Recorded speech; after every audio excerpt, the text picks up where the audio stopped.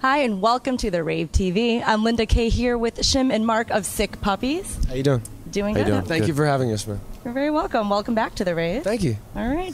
Well, first of all, congratulations on your current album, Tripolar, debuting at number 31 on the Billboard Thank you. chart. Yeah, that was cool, man. We weren't expecting it. Everyone sort of hopes like top 40. You think, oh, maybe we'll get in the top 40, but it is difficult. It's a challenge in general, but also as an alternative band, it's really cool. I think a lot of the work that we put in Dressed Up as Life has really helped set up Tripolar well.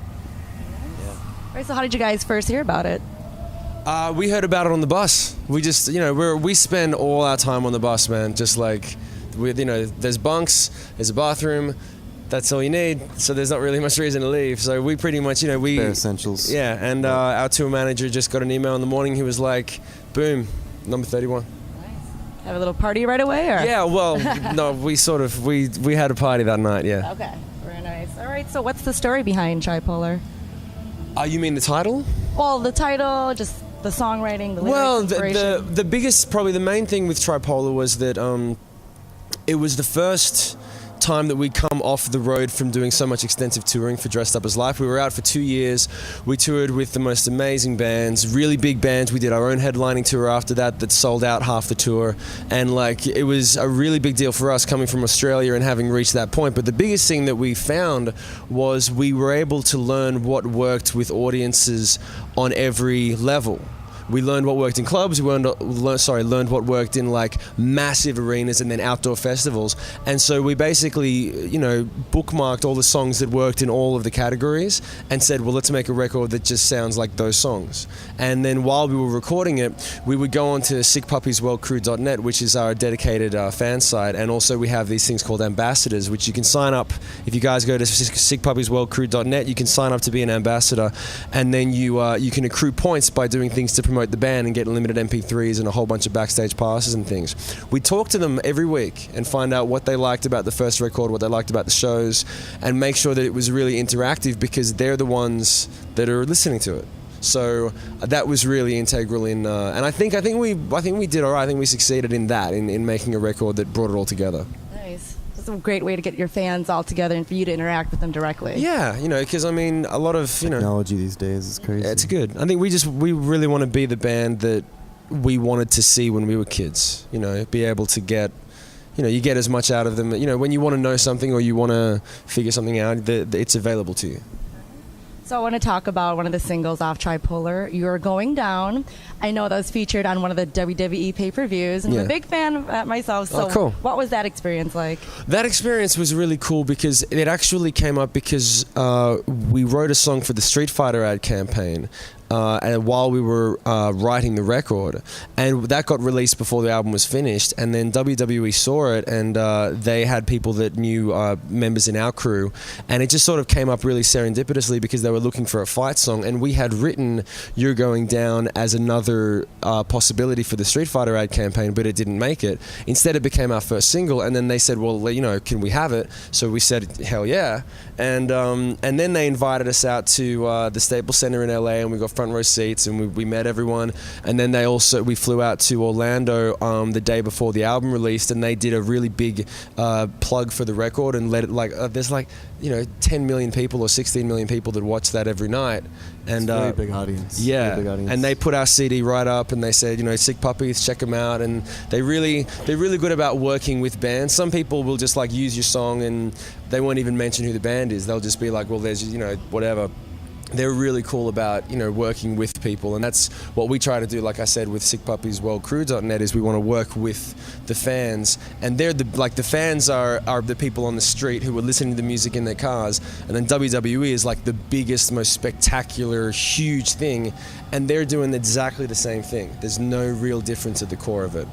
Yeah, I was going to say that I did see on their website them featuring your CD and your single, and that's just a great song. It's pretty cool. It was Extreme Rules. It was Extreme Rules, yeah. Extreme Rules, yeah. We actually went to Orlando and went backstage and met all the wrestlers and stuff, which was cool because it's really weird seeing them on stage, seeing them do their thing in the ring and stuff. But then when you meet them, they're like the Big Show guy. He's like they're huge. Massive. They are But larger he's than like- life. But he's like this scary dude. But then when you meet him in person, he's like Super this- cool. Yeah, he's like really nice and really like humble and nice, and it's cool. So Awesome. All right, so let's talk about this documentary that you're. Yes, featured let's in. talk about that. All right. Well. Oh, let okay. you- I'll talk about that. Rock Prophecies is a film that we were invited to be a part of by Robert Knight. Robert Knight's a very well-known, well-respected rock and roll photographer. He's been doing it since before Led Zeppelin and Jimi Hendrix became famous. He was there before they became famous, and he gravitated towards these musicians because he believed in their talent, and then he would get amazing photos before anyone knew who they were, and then when they became famous he had these great photos. So he made it sort of a legacy of his to try and find artists before they became big artists, and they were making John Chester was making a film about him at the time when we first came over. He invited us over to the States, Robert Knight. He invited us over before we met Mark, when we had nothing but a page of contacts of people to call and a couple of guitars and a little bit of money. And we flew over, and all of that's documented in the film. From the flight over to where we are now is in the film. And he brought the camera crew out, and he filmed us just making a record, trying to do little gigs, and then gradually to the Evanescence tour and doing our own headlining shows and the reaction to the fans.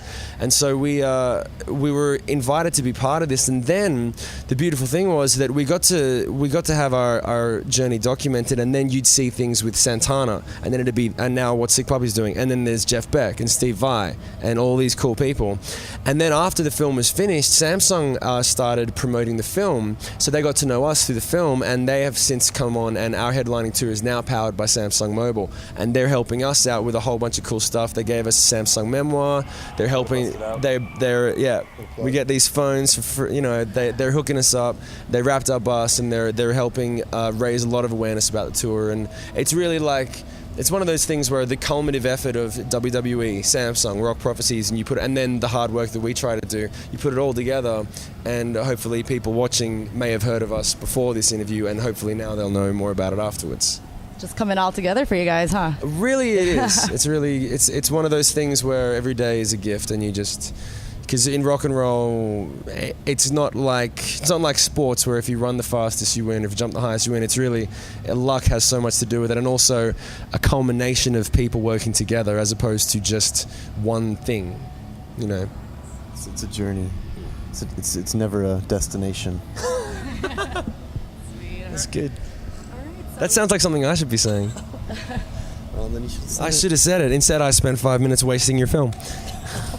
No waste. All right. Well, congratulations on all of your Thank you. success so far. Thank the you. exciting show. You have all of your fans here. Yes. All right. And we'll see you next time. Thank you very much. Thank you for All right. having us. Thank you, guys. All right. And thank you for watching the Rave TV.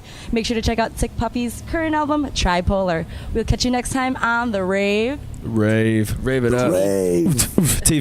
TV. She says rave, I say TV. Rave TV. You say potato, rave TV. Rave TV.